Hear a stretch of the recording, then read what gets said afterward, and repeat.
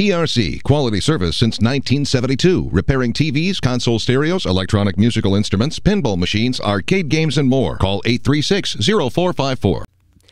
This is James Spann. This is the morning edition of the Weather Xtreme video. This is for Friday, the 3rd of April. And after a pretty wild night of severe weather last night, things have calmed down this morning. Let's go right to some of the Skycam shots this morning. Looking at Birmingham, the peak wind gust at the Daniel building with that squall line last night was 56 miles per hour. That's the Inverness Skycam at the Wingate Inn on US 280. The peak wind gust there was 53. And there's the Trussville Skycam up on Chalkville Mountain Road. This morning, the squall line gone.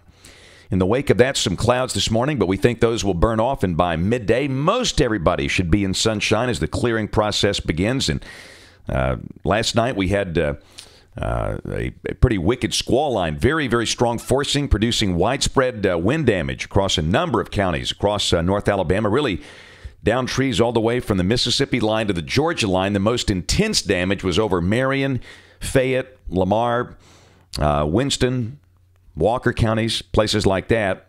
But again, we had damage all the way to the Georgia line. But onward we go. The attention turns to the next possible severe weather event, which is Sunday. This is the Day 3 convective outlook. A slight risk covers almost all of Alabama and a large chunk of Georgia and the Florida Panhandle. And we'll take a look at modeling on that here in just a moment. The QPF chart, the next rain event will be Sunday, and this is suggesting rainfall with that will be in the 1/2 to 1 inch range. And this time, no big 10-inch numbers on the board like we have seen. But again, that will be Sunday, and after that, the attention turns to cold weather early next week. Here's a look at the modeling here. This is the OZGFS valid at noon today. And you can see the shortwave that brought the severe weather yesterday lifting up through the northeast, new and dropping in out west. We're in between all of that. And you can see that we'll have clearing today, a little cooler, highs in the 60s. Tomorrow, a beautiful day. Bright sunshine will be up in the 70s. A perfect Saturday to start the weekend. But yeah, we see that new storm out there. And then Sunday, here we go.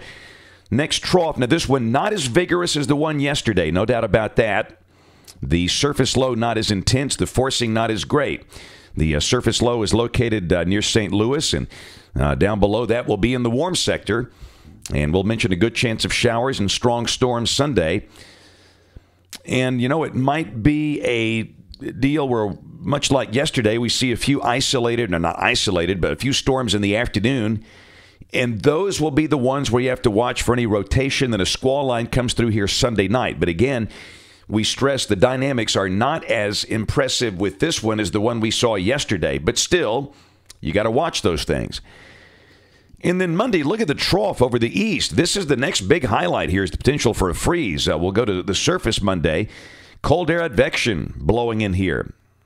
Parts in North Alabama could stay in the 40s all day with a strong north wind. And Tuesday morning, the 540 line all the way down to Dothan. The latest GFS is printing 28 for Birmingham on Tuesday morning. We've seen it as low as 25.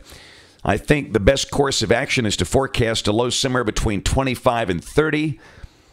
And, of course, the growers will have to really focus on that. It will be much more specific as we get closer. This is still, several days out there, but be aware, good chance of a freeze on Tuesday morning. And let me tell you what, Wednesday morning is going to be cold, too. I really think now we might have a freeze on Wednesday morning as well. No doubt the coldest will probably be Tuesday, but Wednesday we could be right down there in the low 30s and maybe some 20s for the colder spots. But we'll start the warm-up Wednesday afternoon. Thursday, next shortwave coming at us. Surface chart on Thursday. The surface low is near Fayetteville, Arkansas. Thursday night, the surface low moves over to near Memphis. And again, that looks like a threat of strong to severe storms. Thursday or Thursday night of next week. And, of course, we'll fine-tune that as we get closer. And then Friday, that system lifts out. And it will be a bit cooler, but no real cold air advection behind that.